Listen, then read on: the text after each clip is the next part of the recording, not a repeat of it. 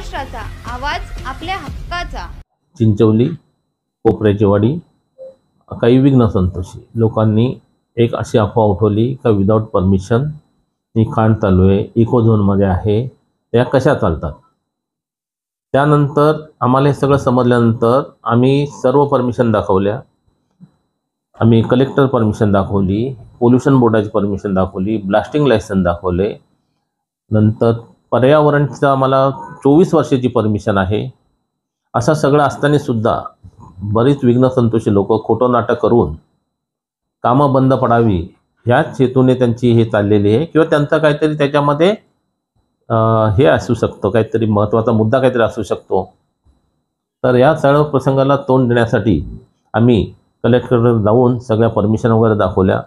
परत कलेक्टरनी IITला इन्व्हिटेशन दिलं का तुम्ही हे चेक करून घ्या। तर IITवाली टीम आली सगळी। ते IITवाली टीम आल्यानंतर त्यांनी बघितलं की ही खदान 150 फूट वर असल्या कारणाने याच्या हादरेखाली बसू शकत नाही।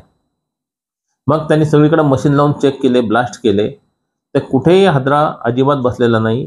हे जे चाललंय हे सगळं खोटं नाटक काही राजकीय पुढारी किंवा काही विघ्न संतोषी लोक हे सगळं करून आणतात असं आम्हाला हे दिसतंय। तरी याच्यावर सरकारने, महाराष्ट्र शासनाने अभ्यास करूनच पुढचा विचार करावा ही आमची नम्र विनंती आहे। नाही तर आम्हाला शेवटी कोर्टात जावंच लागेल। तुमच्या परिसरातील काही घडामोडी किंवा समस्या असतील तर आमच्या वृत्तवाहिनीला संपर्क करा आणि तसेच सतत अपडेट राहण्यासाठी आमच्या वृत्तवाहिनीला सबस्क्राईब करा आणि बेल आयकॉन दाबायला विसरू नका।